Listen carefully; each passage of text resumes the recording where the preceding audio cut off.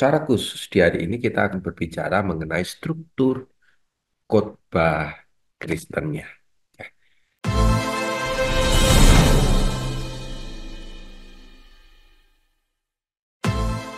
Di dalam episode-episode kita yang lalu, kita sudah berbicara mengenai bagaimana cara memilih bahan, kemudian memilah bahan yang tepat, dan hari ini kita mencoba melihat struktur khotbah pernikahan Kristen. Tentu yang bagian pertama yang perlu kita ada di dalam sebuah struktur khotbah yaitu pembukaan.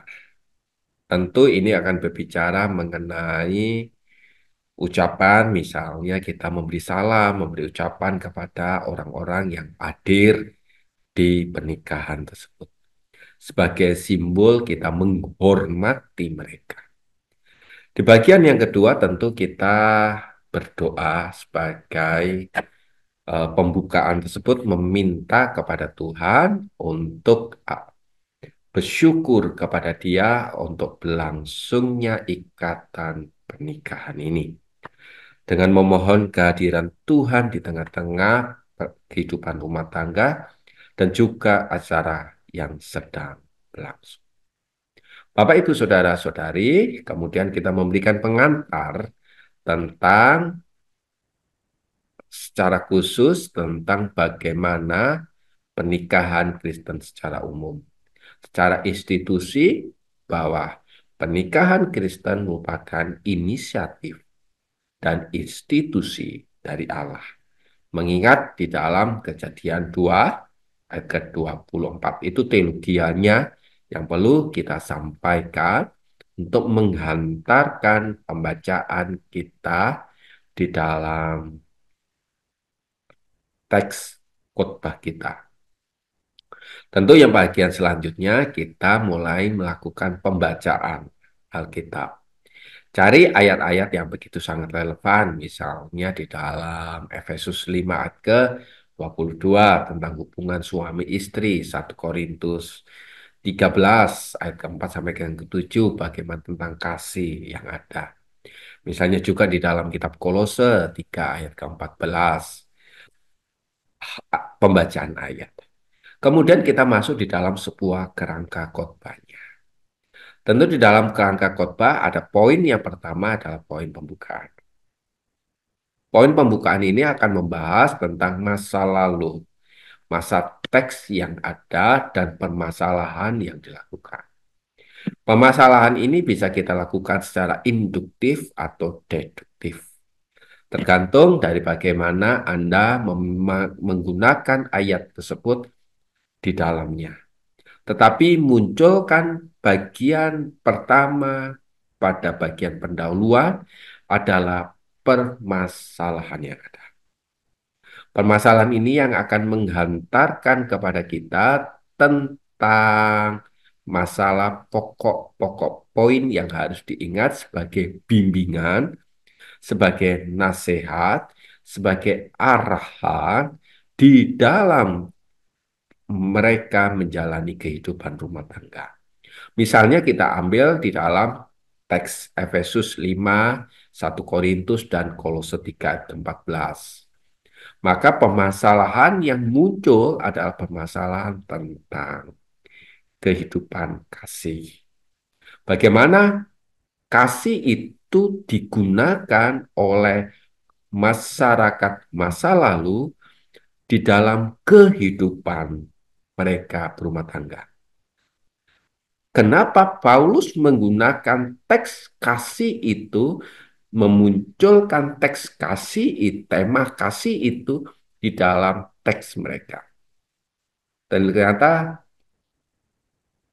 kehidupan kasih Korintus, jemaat di Efesus maupun jemaat di Kolose begitu sangat buruk. Karena mereka begitu sangat bobrok. Mereka menikah, tetapi mereka masih punya istri, bahkan kehidupan rumah tangga mereka tidak lagi didasari oleh kasih. Oleh sebab itu dimunculkan bagian kasih menjadi sangat penting di dalamnya. Nah, poin yang pertama kita harus melihat tentang pentingnya kasih. Kedua, kesadaran dan komitmen mereka menjalankan kesetiaan, menjalankan kasih. Nah, kemudian panggilan hidup bersama di dalam Tuhan. Ingat bahwa poin pernikahan kekristenan, khotbah pernikahan Kristenan bukan hanya bersifat horizontal, tetapi yang paling penting adalah vertikalnya antara umat dan Allah. Kalau kita melihat bagian ini, maka panggilan kehidupan mereka, mereka harus disejajarkan dengan panggilan hidup bersama dengan Tuhan. Seperti yang muncul di dalam kitab Kolose 3 ayat ke-16. Kemudian kita harus ingat juga ke arah janji pernikahan. Kita harus mengkaitkan khotbah kita tersebut, merelevankan khotbah kita di dalam janji pernikahan. Tentu janji pernikahan setiap gereja berbeda-beda, tetapi kurang lebih janji pernikahan setiap gereja akan mengandung masa-masa yang buruk dan yang baik, dan mereka tetap ingat mereka sedang dihadapkan di dalam sebuah perjalanan yang baru sama dengan Tuhan. Nah, barulah kita mulai meneguhkan pernikahan di dalam janji.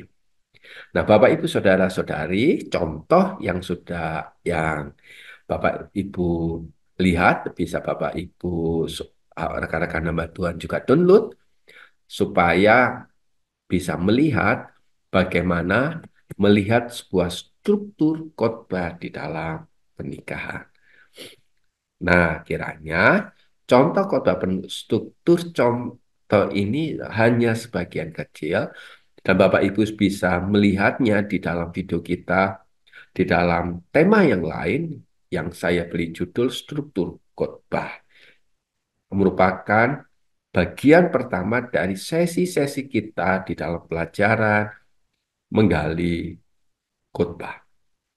Kiranya Tuhan memberkati, mulai mempersiapkan diri kita dan mempersiapkan bagaimana kita perlu untuk melakukannya.